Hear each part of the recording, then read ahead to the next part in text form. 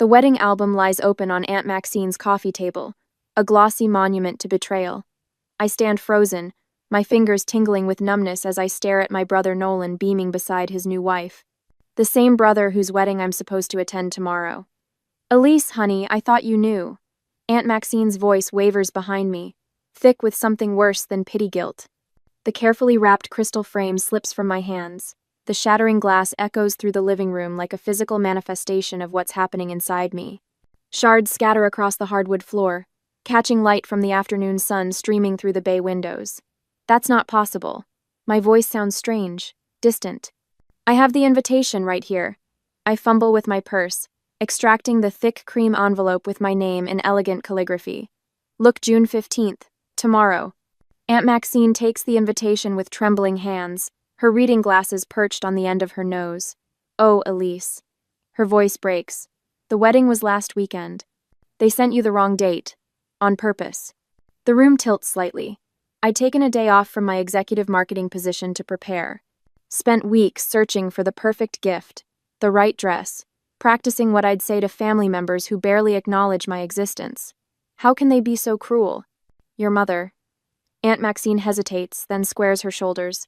"They decided it would be easier if you weren't there." The memory of receiving that envelope floods back standing at my mailbox, sunlight catching the gold embossing as I ran my fingers over my name, the flutter of hope in my chest. Maybe this invitation meant healing. Maybe they finally wanted me there.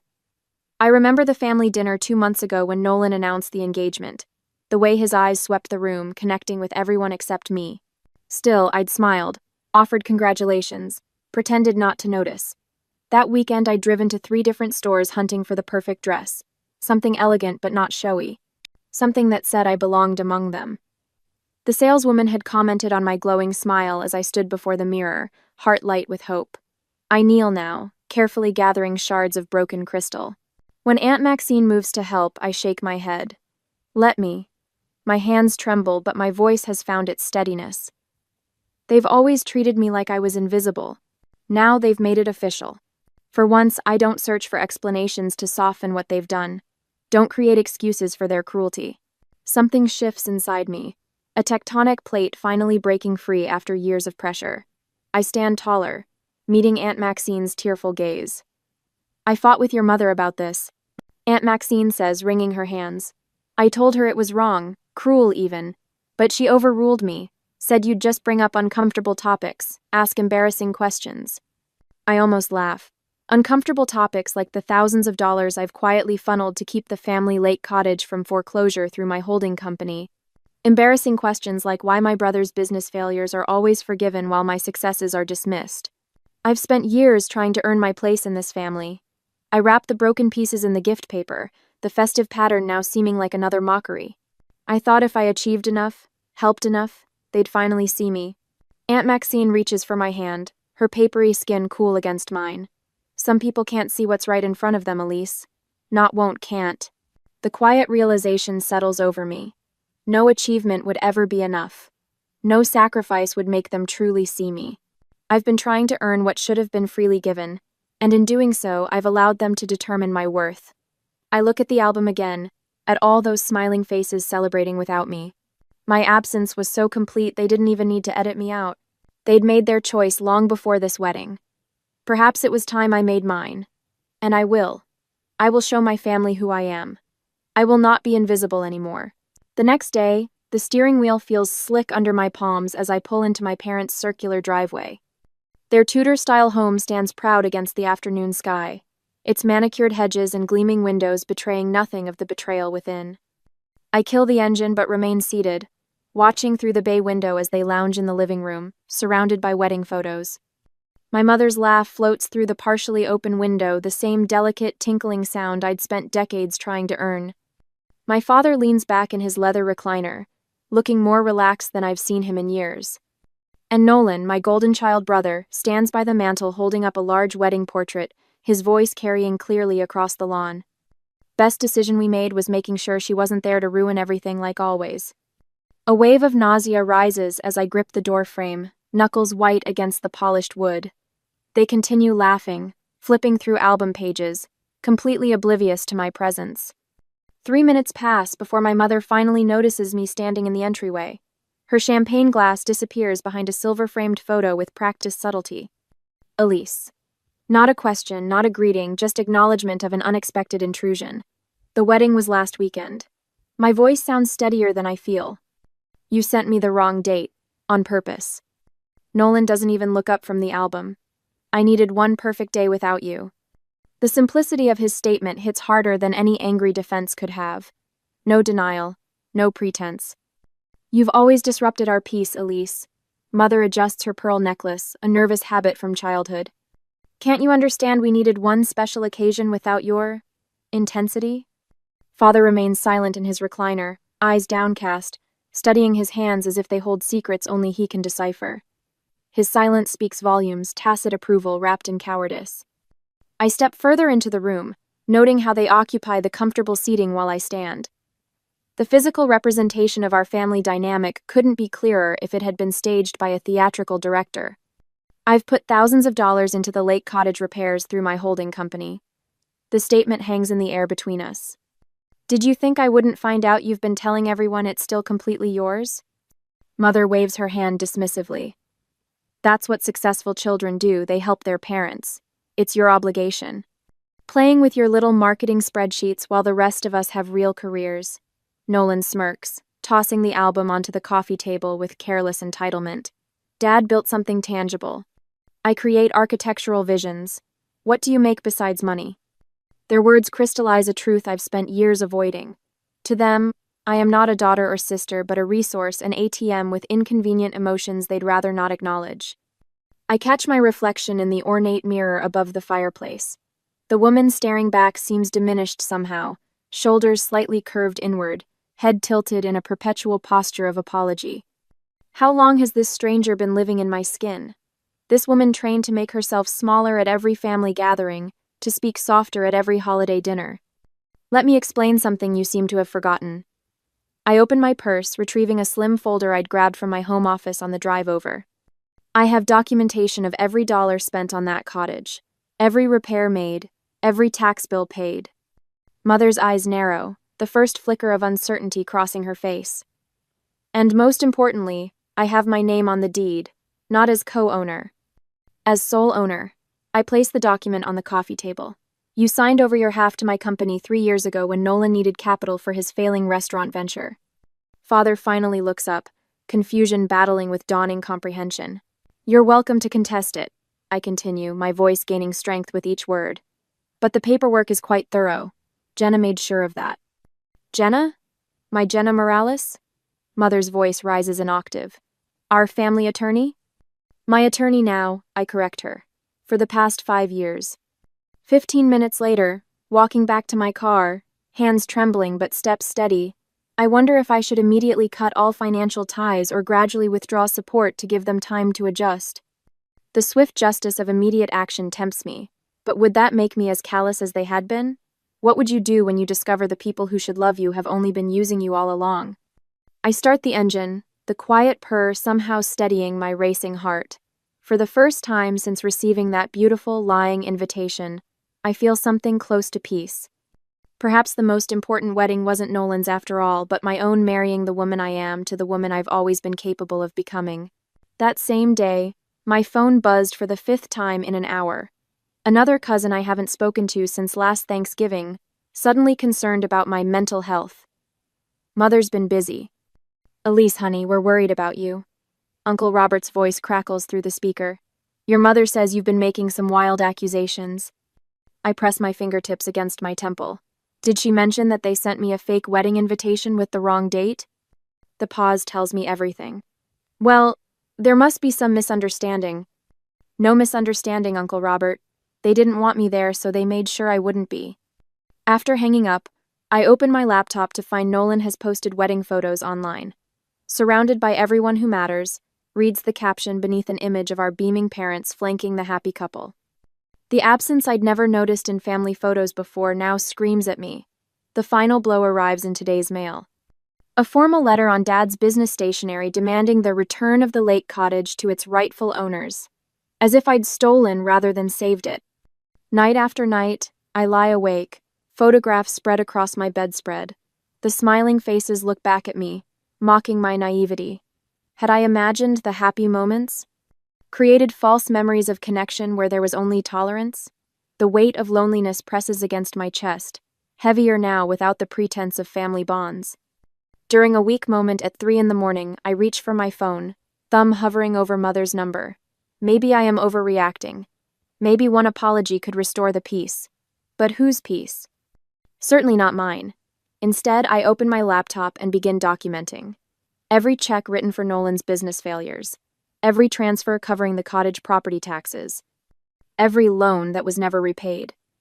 The spreadsheet grows, each entry a brick in the wall I'm finally building between us. Tuesday afternoon, a knock on my office door breaks my concentration. Aunt Maxine stands there holding 2 paper bags from my favorite deli. "Thought you might be skipping lunch," she says, placing a sandwich on my desk. She rests her hand on my shoulder, her turquoise rings catching the light. "I'm proud of you for standing up. It's about time someone in this family had courage." The simple touch nearly undoes me. My assistant's voice comes through the intercom before I can respond. "Miss Hartman, your parents are in the lobby. They don't have an appointment." Aunt Maxine squeezes my shoulder. "Would you like me to stay?"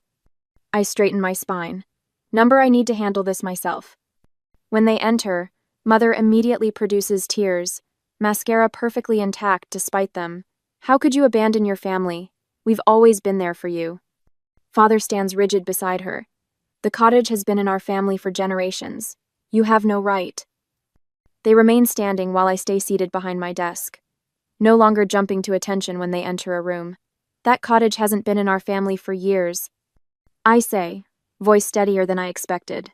"You sold your half to my company when you needed money for Nolan's failed business venture." Mother's tears evaporate. "We did no such thing." I remove a document from my desk drawer. "Your signature is right here, Mother. April 2018, when Nolan's restaurant went under." Father steps forward. "We assumed once things turned around." "You assumed I would give it back without mentioning the legal transfer? Or you assumed I would continue bankrolling the family while being excluded from it?" The words flow easier now. "I'm not your bank. I'm not your family's safety net. I'm done." For the first time in my life, my mother looks at me with something other than disappointment. Fear. I made myself clear. The intercom buzzes. "Miss Hartman, Jenna Morales is here for your 2 o'clock. Perfect timing. Jenna strides in, briefcase in hand, her authoritative presence filling the room. "Mr. and Mrs. Hartman, I believe our meeting was concluded." She gestures toward the door with practiced professionalism. "This is family business." Mother hisses. "Which is why Miss Morales, my attorney, is handling it." I reply. "All further communication will go through her office." The contrast is striking. Jenna's respectful Miss Hartman against my mother's dismissive glare. As Jenna escorts them out, Father looks back once, confusion replacing his usual certainty.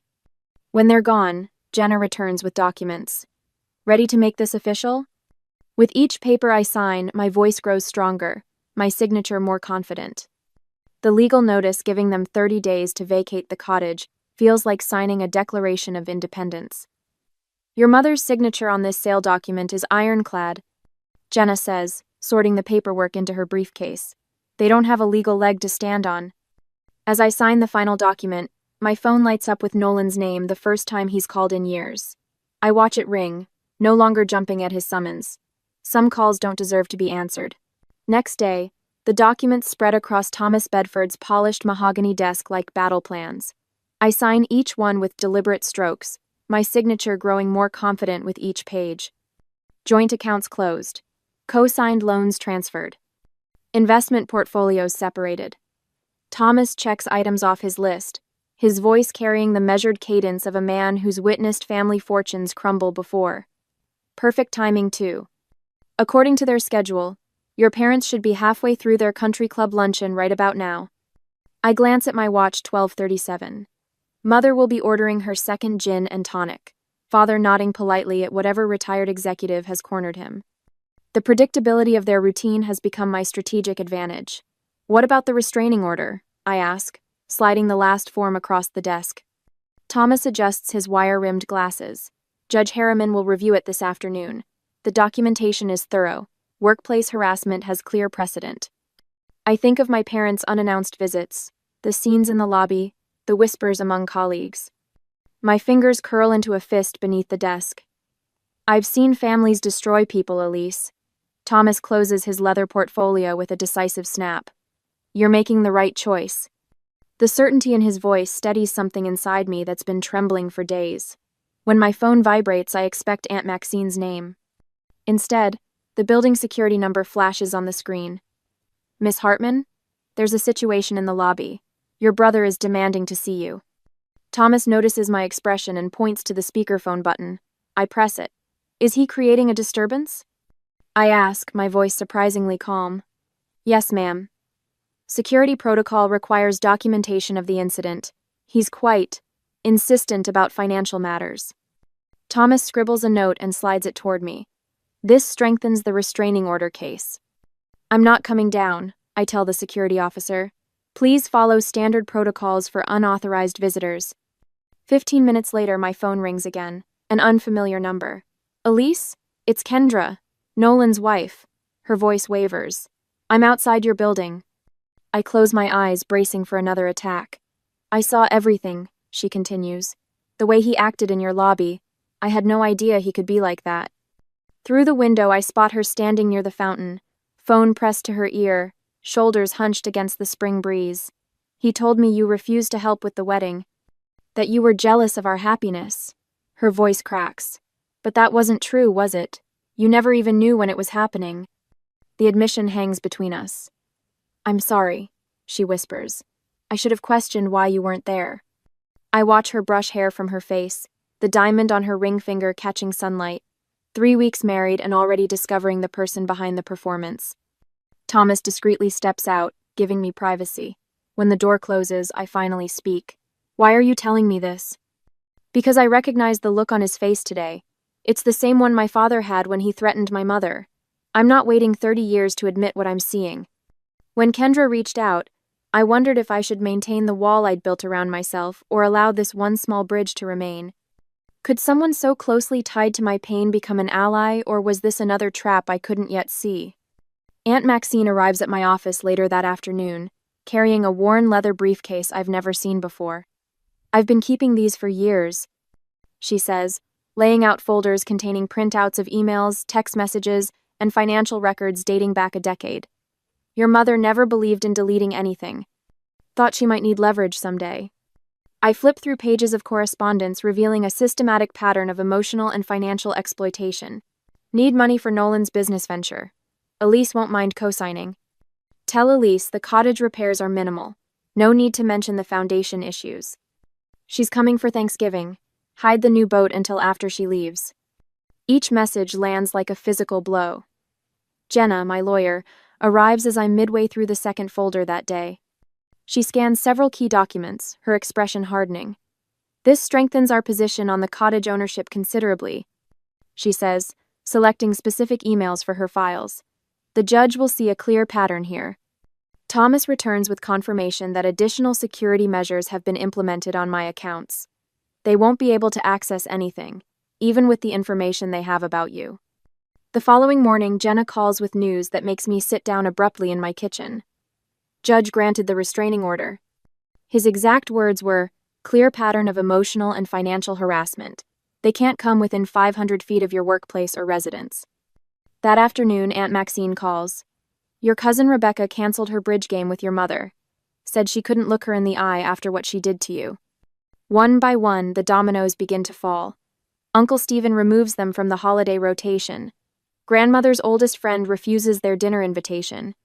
Nolan's drinking increases as rumors circulate about Kendra moving back to her parents' house. His financial stability leaves with her. When the formal eviction notice for the cottage arrives at my parents' house, reality finally sinks in. The consequences they never imagined possible have come due. I run my finger over the embossed letterhead of my holding company, the same company that purchased the cottage 3 years ago when they could no longer afford the taxes, the cottage they still believe is theirs. The truth has a way of revealing itself, one document at a time. A week later, on Wednesday, the familiar gleam of morning sunlight across the polished granite lobby of my office building feels different today. I've walked through these doors hundreds of times, but never quite like this, with security guards Stan and Miguel exchanging knowing glances as my parents enter behind Pastor Williams, their expressions a careful study in contrition. Mother's camel hair coat hangs slightly askew on her shoulders, her normally perfect hair showing telltale strands out of place. Father stands with unusual deference, his shoulders hunched forward in a posture I've never witnessed before. The family pastor walks between them, Bible clutched to his chest like a shield. Elise. Pastor Williams extends his hand, his voice carrying that practiced tone of gentle authority he uses for hospital visits and funeral services. Your parents thought it might help to have someone neutral present for this conversation. I don't take his hand. There's nothing neutral about someone who's been at our Christmas dinner table for 20 years, Pastor. Mother steps forward, her voice wavering. We've been praying about this situation, Elise. About your behavior lately. My behavior? The words escape as a quiet laugh that surprises even me. The cottage has been in our family for generations. Father finally speaks, his usual commanding tone replaced with something resembling humility. Your grandfather built it with his own hands. Pastor Williams places a gentle hand on my arm. Forgiveness is divine, Elise. They're still your parents. There are bonds that transcend disagreements. Disagreements? I repeat, feeling heat rise in my neck. Is that what we're calling deliberate cruelty now? Think about what people at church will say, Mother whispers, glancing around the lobby as if congregation members might materialize beside the potted ferns. Families shouldn't air their difficulties in public. The Thornton girl just went through something similar with her parents. Everyone's talking. I straighten my spine, feeling a strange lightness spread through my chest. I've been promoted to Creative Strategy Director, Pastor. Did they mention that when they asked you to come? Or that my team just landed the Richardson account? The pastor blinks, clearly thrown off script. That's wonderful news, Elise. Congratulations. I reach into my leather portfolio and remove 2 envelopes, placing them side by side on the reception desk. This is the invitation to Nolan's wedding I received. And this is the real one Aunt Maxine showed me afterward. Pastor Williams peers at them, confusion creasing his forehead as he notes the different dates. They sent me the wrong date on purpose, so I wouldn't attend my own brother's wedding. My voice remains steady, a revelation in itself. This wasn't a misunderstanding or an oversight. It was deliberate exclusion. Sometimes families make difficult choices to maintain peace. Pastor Williams begins, but I cut him off. I've spent my life forgiving, Pastor. I've turned the other cheek so many times I've been spinning in circles. Now I'm spending it living. I lock eyes with him directly. Did they tell you about the lake cottage? How I've been making the payments for 8 years while they pretended it was still theirs? Or how they've needed financial assistance every time Nolan starts a new business venture? Or perhaps they mentioned how they forgot to invite me to Thanksgiving dinner 3 years running but remembered to call when they needed their roof replaced. The pastor's expression shifts, the certainty in his eyes wavering as he glances between my parents. Elise, after all we've sacrificed for you. Mother interjects, tears gathering at the corners of her eyes. I turn to face her fully, standing taller than I ever have in their presence. Name one sacrifice you've made for me that wasn't actually for Nolan. The silence stretches between us, becoming their answer. I pick up a manila envelope from the reception desk and hand it to my father. These are all the family photos I kept. The ones where you cropped me halfway out or where I'm standing slightly apart. I've been holding on to them, thinking someday I'd feel like I belonged in those frames. Father takes it automatically, his fingers trembling slightly. I'm releasing myself from the obligation of being your daughter. I say, the words bringing an unexpected rush of oxygen into my lungs. You're free from having to pretend I matter to you. You can't just stop being family, Mother says, her voice rising. After all, we've sacrificed for you. You already said that. I hold her gaze, still waiting for an example. Stan steps forward from his security desk, his presence a quiet reminder that this confrontation has an audience. Everything all right here, Miss Hartman? Yes, Stan. My visitors were just leaving. This isn't over, Elise, Father says, clutching the envelope of photos. Actually, it island. I turn toward the elevator banks. Stan will show you out. I don't look back as the elevator doors close behind me, cutting off the sound of my mother's protests. The sensation of lightness continues spreading through my chest, replacing the familiar weight I've carried for decades. 2 weeks later, the news reaches me through Aunt Maxine. Nolan has lost his job. his marriage already showing cracks under financial pressure. I feel nothing but a distant pity, like observing strangers through a rain-streaked window. The first letter arrives at my office the following Tuesday. The envelope bears my father's distinctive handwriting, precise capitals with flourished edges. I place it on my desk beside my coffee, studying it as steam rises between us. My finger traces the edge of the seal, not yet breaking it. Inside might be more manipulation, more guilt, more demands disguised as family obligation, or perhaps something else entirely. I haven't decided whether to open it yet, and that choice, I realize, is the most valuable thing I've gained. A year later, the morning sun streams through the floor to ceiling windows of my lake house office, casting golden patterns across the hardwood floor. My photographs line the walls, landscapes I captured during weekend trips when I stopped waiting for invitations that never came. No family portraits here, just moments that belong solely to me. My phone rings, and for the first time in years, my shoulders don't tense at the sound. Elise Hartman, I answer, tucking the phone between my ear and shoulder as I arrange presentation notes. It's a potential client interested in my boutique marketing approach. As I explain my philosophy about authentic brand storytelling, I notice the wall calendar behind my desk. Where family obligations once dominated birthdays, I celebrated alone. Holidays where I arrived bearing gifts and left bearing wounds, now personal milestones stretch across the months. Half marathon in August. Photography workshop in September. A week in Montana just because I've always wanted to see big sky country. When the call ends, I lean back in my chair and breathe. The cottage that once symbolized my family's hold over me has become my sanctuary. The mail arrives with its usual shuffle through the brass slot. Among the business correspondence sits a thick cream envelope, my name written in flowing calligraphy. My heart stutters momentarily before steadying. Another wedding invitation, my cousin Rachel this time. I run my finger along the embossed edge, remembering how a similar envelope once carried such bitter disappointment. The date looks correct. The RSVP card includes a handwritten note. It wouldn't be the same without you, Elise. Please come. For a moment, I consider what's expected, what the old Elise would have done. Drop everything. Find the perfect gift. Prepare answers to intrusive questions about my single status and childless life. Instead, I check my calendar. The wedding falls during my photography retreat in Maine. I select a response card from my desk drawer and write a genuine note explaining my absence and wishing them joy. I'll send a thoughtfully selected gift, not to earn approval, but because giving brings me pleasure when it's freely chosen. That evening, Aunt Maxine arrives first for our dinner, bringing her famous apple crumble.